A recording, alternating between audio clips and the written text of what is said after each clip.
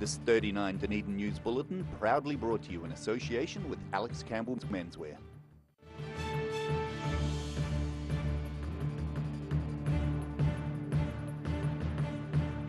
Tonight on 39 Dunedin News, a local MP blames the government for the problems surrounding holiday pay and the Holidays Act. Complaints of harassment on and around campus result in a discussion about safety and solutions. And we meet a man who's urging those who are shaving their heads to offer their hair up for sale.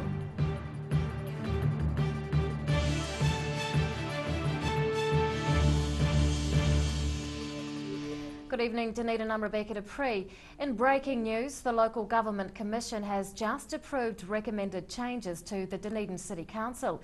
In this year's local body elections, 14 councillors and a mayor will be elected at large rather than by the previous ward system. But the council's suggested changes to community boards have been turned down by the Commission. There remains 6 community boards, each with 6 members and a councillor. The elections are in October. Hundreds of thousands of New Zealanders are believed to be out of pocket by millions of dollars due to the mismanagement of their holiday pay. The nationwide fiasco relates to employers not updating or using payroll systems in line with the Holidays Act, and one local MP is blaming the government. Thousands of local workers are likely owed money by their employers. That's the concern of Dunedin North MP David Clark, who's been looking into the nationwide saga. We have companies across New Zealand who have not correctly applied the law. Now, it's very difficult because it's probably not employers' fault in every case. The law is difficult to comply with using current software products on the market. Dr Clark says big companies and even some government departments are using software that doesn't correctly calculate holiday pay. He claims the government's known about it for 6 years. A group was established to resolve the situation, but that broke down, and since then it's supposedly been in the too hard basket. In the meantime, the liability has grown. By some estimates, it's hundreds of millions of dollars. And the crazy thing is that most employees in New Zealand will not even know that they haven't been paid properly because the payroll system tells them they have. Minister of Economic Development Stephen Joyce has described the holiday pay entitlements calculation as fiendishly complex. The government's putting the onus on employers to fix their payroll systems, and back pay staff owed money. McDonald's has announced that it's looking at its payroll systems. Fonterra has announced it's looking at its payroll systems. And New Zealand Post already went through to the appeal court to deal with similar issues. And now that is behind them. But other large companies are finding out that they have the same challenges, and it will be across small companies too. The police department's already shelled out about $33 million in back pay, and ironically the government's calculating its own payroll failures. Some workers are believed to have been shortchanged by thousands of dollars. It's mostly people working public holidays, shifts and irregular hours that are affected. The sectors most likely to be affected are the health sector, doctors, nurses and the like who work on public holidays and work irregular hours. And if it turns out that DHBs are affected, for example, this will almost certainly run into the hundreds of millions of dollars. The New Zealand Council of Trade Unions is calling for another working group to be established to fix the problem. Staff are generally only able to claim for lost wages going back 6 years. Rosie Mannins, 39 Dunedin News. Dunedin City Councillors will consider upping their wages on Monday, as recommended by the Remuneration Authority. The topic is included in the Council's next meeting agenda. A report outlines the Remuneration Authority's latest review of elected member salaries. It recommends pay rises of 1.5% across the board, covering the Mayor, City Councillors and Community Board members. That would see their combined wages increase by just under $20,000 in the next financial year. Mayor Dave Cull is on the largest salary, which is currently $150,000. Extra pay for being on hearing panels, etc. is not included. New safety initiatives on campus are being discussed after concerns about sexual harassment in the student quarter. A letter signed by several local women outlining instances of harassment has prompted a meeting about possible solutions, and stakeholders are confident they're on the right track. a seemingly safe environment. But harassment in and around the University of Otago is something that's increasingly being discussed. It's a concern that OUSA President Laura Harris is taking seriously. We definitely have been hearing even from students who don't like some of the behaviour that's going on in North Dunedin, whether that be propagated by students or non-students. It is just something that's becoming an issue that we are needing to address. The scope of the problem on campus and its likely causes have been discussed at a student-led meeting. Harris says it was one way the OUSA and other agencies are addressing perceived issues and allows for reflection on what's already being done. The meeting was about sexual violence, which we've launched the Thursdays in Black campaign, which is targeted around a visibility campaign, and also a best practice dealing with sexual violence within the tertiary sector. So it's one of the things we're doing to target that. The initiative is a way for people to show their support for a safer campus by wearing black on Thursdays. Harris says another avenue being explored is the use of website hollaback, which allows people to share their stories of harassment publicly. That idea came directly from a student. It was a lot of students at that meeting, so the fact that the students are getting on board means that it can in a lot of ways be a student-led initiative, and when you get buy-in from the top and the bottom, it's so much easier to meet in the middle instead of either side having to push to get people on the other end to believe it. So I think it's a really beneficial way to move forward. Last month, the university proposed installing additional CCTV cameras around campus in the hope of deterring unacceptable and dangerous behaviour. Right now, though, that idea and others discussed at the meeting are still in the planning stages.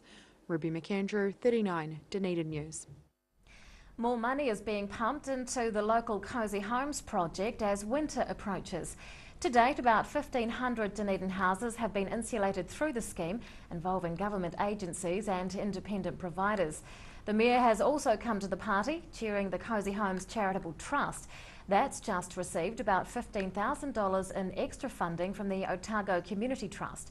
It's invested more than $1 million in making Dunedin homes warmer in the past 3 years. It's estimated that for every dollar spent on home insulation, families save $5 in sickness-related costs. Dozens of locals are going bald for Leukemia and Blood Cancer New Zealand's signature fundraising event, Shave for a Cure. A Dunedin wig maker is urging participants to offer their tresses for sale to boost charitable efforts. He says a ponytail can go a lot further than most people realise. Brushing through the finer details. Local wig makers are creating headpieces from hair received as part of a charity fundraiser. We thought it would be helpful if they were aware, so that the people who are shaving the hair would in turn cut the hair and make it available to us. Freedom Hair pays donors for their locks, or if sellers don't want to be reimbursed, the business donates the equivalent to charity. It receives 3 to 4 kilograms of hair every 2 months from Shave for a Cure participants. Staff are asking contributors to cut hair rather than shave it, so it can raise more money for the cause and provide wigs for those who need it. We need around 10 to 12 ponytails for each order that we make to create the product, and so we'll blend the hair and we'll prepare that for implanting into a hairpiece for clients around the world who have long-term total hair loss. It takes 6 weeks to create a wig start to finish, and the workroom makes 1,500 each year. 90% of the wigs go to people all over the world suffering from hair loss as a result of conditions like alopecia. Conley says customers often write back saying how the hairpieces have been a godsend and have given them a wealth of confidence. Their parents invest in one of our products for them, and they'll write back, as they have done, and say their child is now improving in terms of school performance, they're getting on with their lives, and they're enjoying life along with every other people in their schools. The business is hoping for 100 to 200 ponytails from Shave for a Cure participants this year. Annabelle Dick, 39, Dunedin News. Still to come on 39 Dunedin News, we meet the local woman who attended a United Nations conference in the Big Apple, and a Dunedin artist highlights our country's ties to an illegally occupied territory. Far too much stock. Alex Campbell Menswear, South Dunedin. Don't let me bore you, but it's rock bottom. Jeans, $40. Casual pants from only $20. Shorts from $30. Hundreds of them. Hundreds and hundreds of shirts at rock bottom prices. From $20. And knitwear from $50. That's rock bottom. every reason, every season, we're proud to dress the region. Alex Campbell Menswear, it fits. It's rock bottom. For professional, reliable and approachable service where your dream kitchen design can become an affordable reality, contact the team at Kitchens for Less. Call 455 9973 or visit us online. Garage Dunedin, delivering quality stylish garage doors in Dunedin for over 15 years. New doors, replacement doors, repairs and maintenance are all part of Garage quality service. Garage Dunedin offers a full range of modern quality doors to suit any home. Come visit the team at 553 Kaikoura Valley Road. Visit www.garador.co.nz or call us on 488 5676. On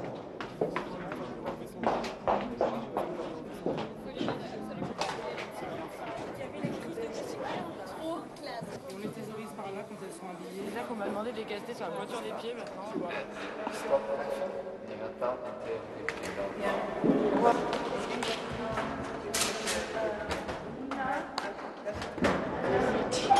Oui, tu vas voir Marjolaine et le maquillage. D'accord, ok. Mobility scooters Otago. Mobility scooters, new and used, electric manual wheelchairs, strollers and walkers. Free home demonstration and delivery. Call Tony on 03 455 2875 or visit our showroom, 211 Canudwood Street, opposite Westpac. Pregnant? Need to talk? 24 hours a day, 7 days a week. Pregnancy counselling services are here to help. It's free, it's confidential. Call us now on 0800 773 462.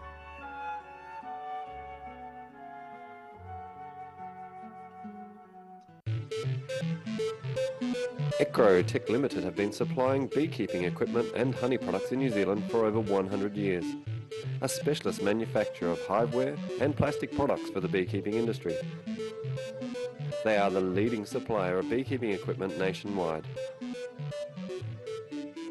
For all your beekeeping needs, visit ecrotech.co.nz or call 0800 11 7766.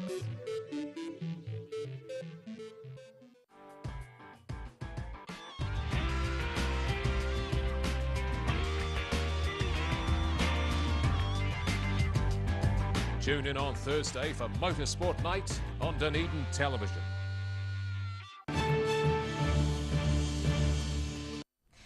Welcome back. Dunedin house values are up by 8% compared to a year ago. The latest quotable value data has just been released, showing the city's housing stock has jumped in worth by 2% in the last 3 months alone. South Dunedin is leading the way with the largest increase in the average property's worth to just under $300,000. On the whole, the city's average home is valued at about $315,000. That's a 10% rise since the 2007 market peak.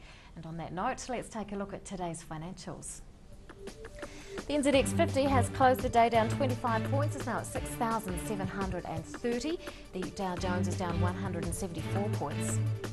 And to the exchange rates, the Kiwi dollar is down against the Australian and the pound, but we are up against the other currencies we follow. A local church minister has returned to Dunedin from New York, where she participated in a United Nations event. Reverend Alofalali was selected to attend the 60th Commission on the Status of Women, and she's here to tell us about it. Good evening. Good evening. What was the focus of this event? Well, the main focus was to empower women in regards to the Sustainable Development Goals that there are, which are 17 of them that the UN and the Commission of the Status of Women are committed to achieving by 2030. And how was it? Oh, it was great. It was great. I really loved it. My first time out of New Zealand other than to Samoa and to New York, what better place to go to and be thrust right in the middle of the metropolitan city. Yeah. So I really loved it, and I didn't get lost at all walking around the streets of New York, unlike walking around the streets of South Dunedin, but it was great. It was lovely. What was your involvement in the conference? Well, I was part of the delegation of the Presbyterian Women of Aotearoa, New Zealand, and there were 10 of us all together, and 33 from New Zealand, all over New Zealand were there as well, government officials and other NGOs. And so part of it was choosing and deciding what events I would like to go to as well, that were parallel to what was happening at the UN, or to attend any of the UN sessions as well. So I did a variety of all those things, and it was really worthwhile. Did anybody else from Dunedin go? There were 5 of us from Dunedin all together, and the rest from the rest of the South Island. So I knew some before we left, so it was really good to connect with them and get to know them better and tell some stories, have some laughs. What did you learn?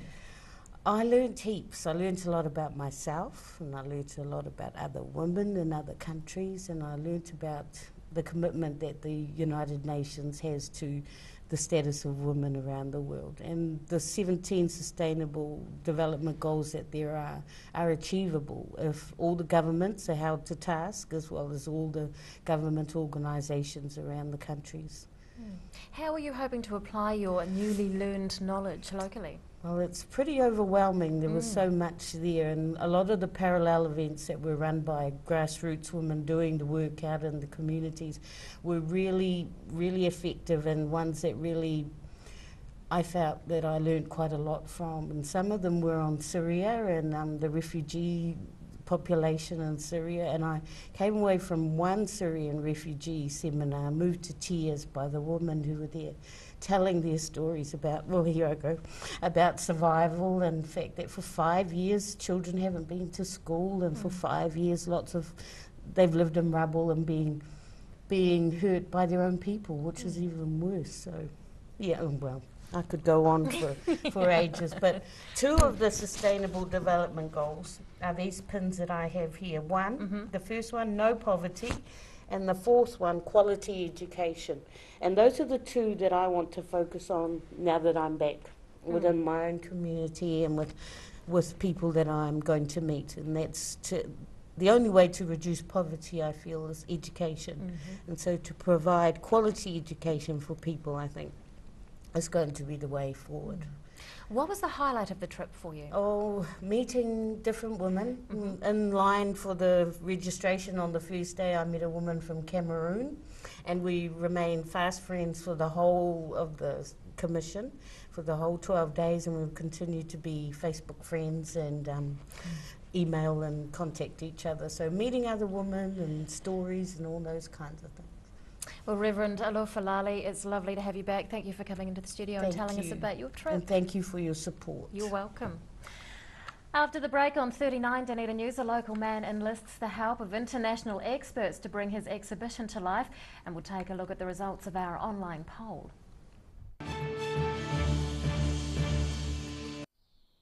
Sir Bob Charles, New Zealand's greatest golfer and still going strong. I'm sure that Sportsville was a contributing factor to my success, and I'll continue to use it. Sir Bob Charles Sportsville, a product so good he puts his name to it. Well, I believe Sportsville helps maintain your quality of life. Now being used by active men and women globally to support strength and mobility. It works for me. Sir Bob Charles Sportsville in the new all-black pack. Call now for the Sportsville special, 0800 502 402. Ecrotech Limited have been supplying beekeeping equipment and honey products in New Zealand for over 100 years. A specialist manufacturer of hiveware and plastic products for the beekeeping industry. They are the leading supplier of beekeeping equipment nationwide. For all your beekeeping needs, visit ecrotech.co.nz or call 0800 117766.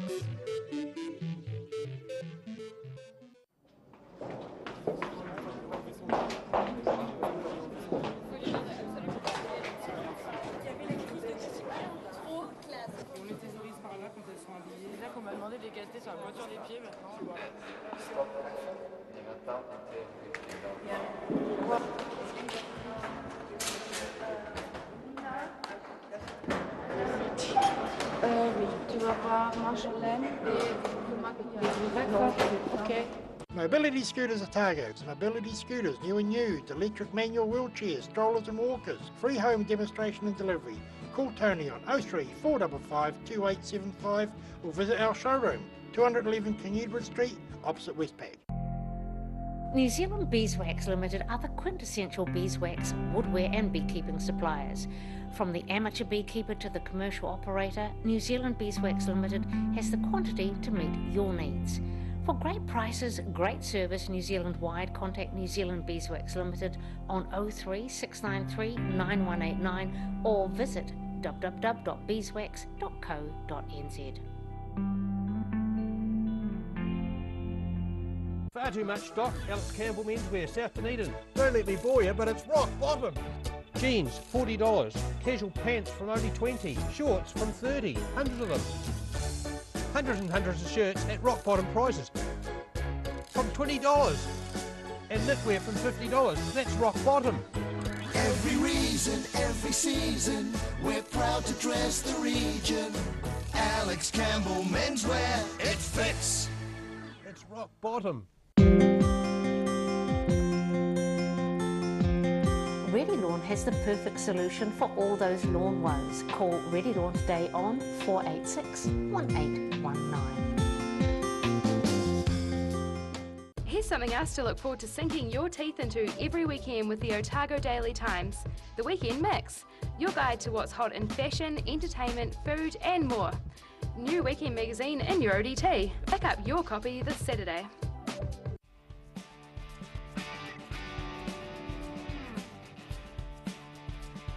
It's generally not a job that we can't get a door out and in a day. It's important to make sure you get a good design because you're going to be in it for the rest of your life. There's no schemes that are wrong when it's a personal choice thing, but some do look better than others.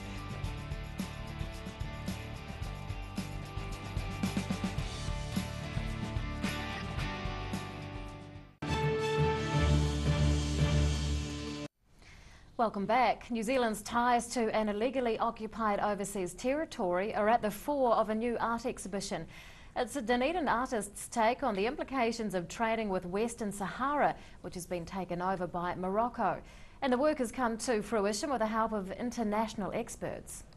A graphic investigation in the form of an art exhibition.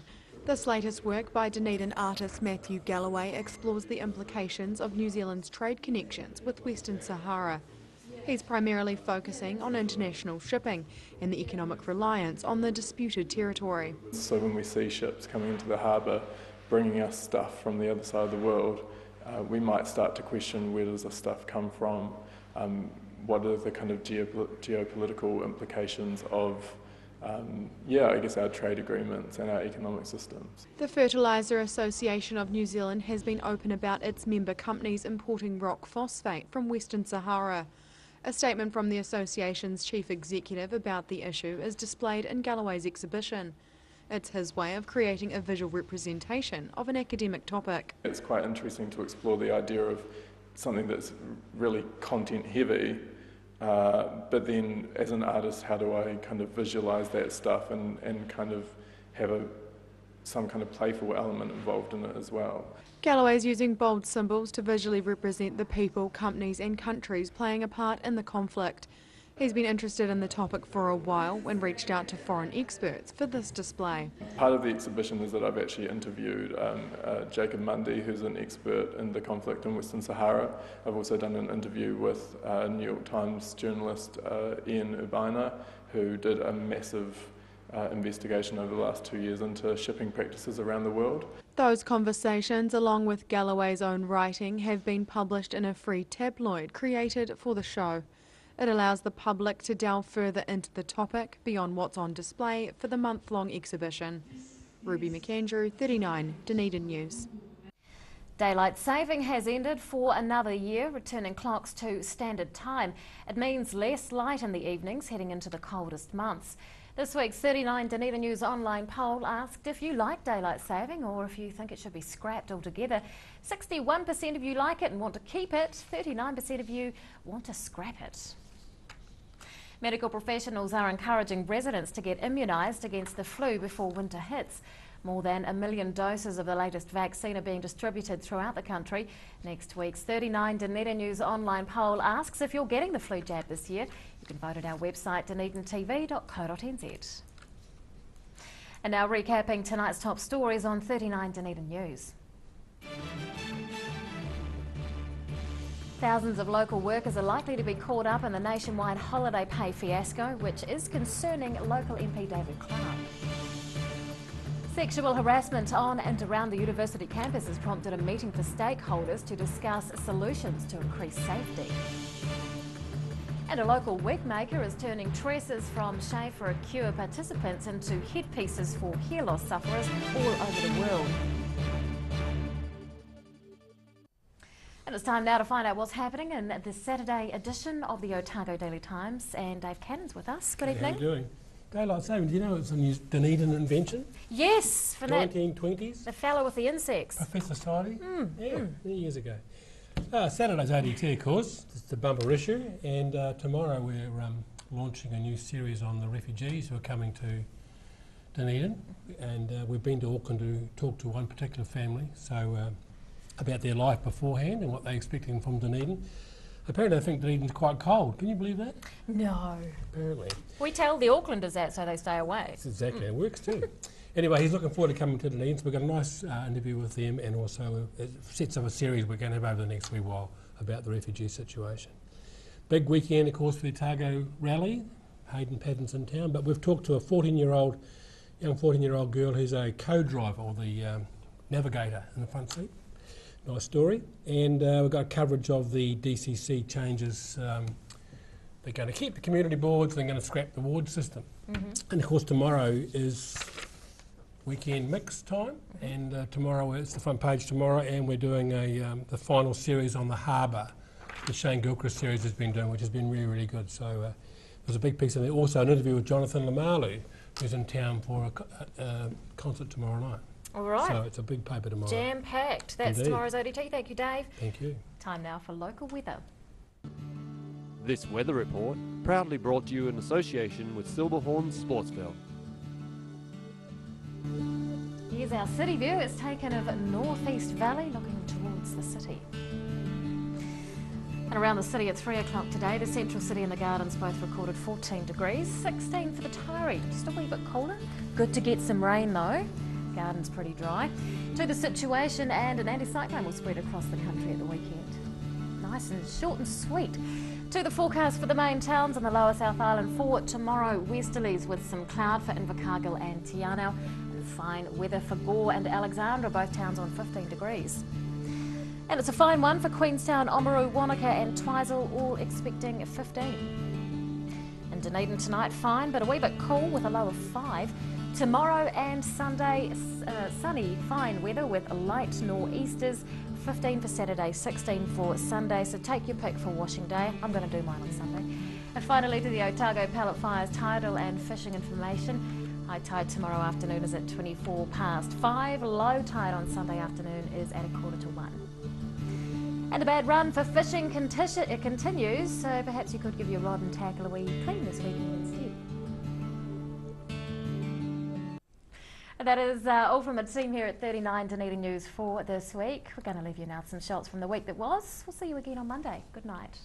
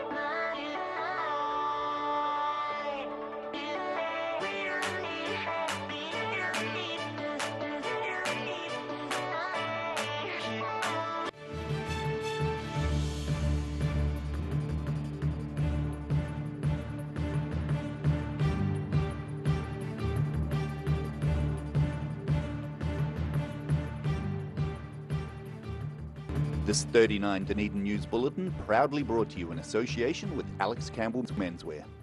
Supporting local content so you can see more of New Zealand on air.